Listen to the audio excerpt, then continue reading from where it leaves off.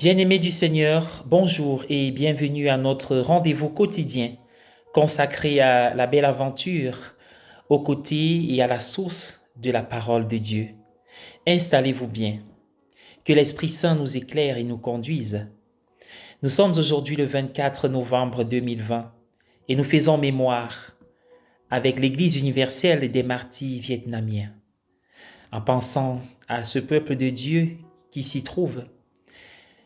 André Dunglac et ses compagnons ont rendu témoignage, le témoignage le plus extrême, le témoignage du sang, le don de leur vie, le don de leur vie dans des corps faibles où la puissance de Dieu se manifeste.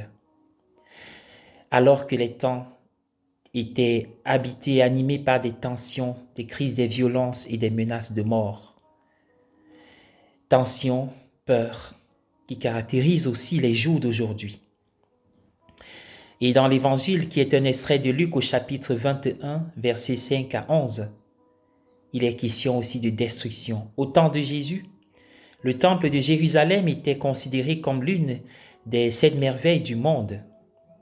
Il n'est pas surprenant de trouver les disciples de Jésus au début de la lecture de l'Évangile remarquant qu'il était orné de fines pierres. Il devait leur sembler que le temple serait éternel. Nous pouvons imaginer leur choc lorsque Jésus leur a dit « Le temps viendra où il ne restera plus une pierre sur une autre. Tout sera détruit. » Les gens ont dû se demander comment Dieu pouvait permettre que ce lieu saint, associé à sa présence, soit détruit. Comment Dieu pouvait-il survivre à sa destruction? Pourtant, lorsque le temple a été détruit, 40 ans plus tard, Dieu a continué à œuvrer puissamment dans le monde.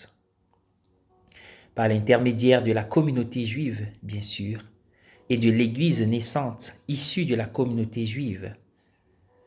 On nous rappelle que même lorsqu'une si grande partie de ce qui serait considéré comme important pour Dieu est détruit, Dieu perdure. L'œuvre de Dieu au nom de l'humanité n'est jamais détruite. Même lorsque son Fils a été crucifié, Dieu travaillait puissamment pour toucher la vie de tous les hommes et de toutes les femmes avec son amour. Avec l'événement de l'héliocentrisme, où Galilée a fait comprendre que c'est plutôt la Terre qui tournait autour du Soleil et non pas l'inverse, où on pensait que l'homme cesserait d'être le centre de l'univers, il n'a jamais cessé d'être au cœur du cœur de Dieu. Dieu apportera toujours une nouvelle vie à la mort, une nouvelle croissance à la perte. Dieu fait toujours une chose nouvelle. Cela vaut la peine de s'en souvenir en ces jours de Covid, où nous semblons perdre tant de choses importantes pour la vie et pour la vie de foi. Je vous invite, bien-aimés, à prier avec moi. Au nom du Père et du Fils et du Saint-Esprit. Amen. Seigneur notre Dieu, lorsque mon monde semble s'effondrer autour de moi, aide-moi à tourner mes yeux vers toi et à me confier en ta miséricorde et à ta grâce. Aide-moi à savoir que tu ne m'abandonneras jamais et que tu as un plan parfait pour toutes choses. Jésus, j'ai confiance en toi. Bonne journée à tous et à chacun. Amen.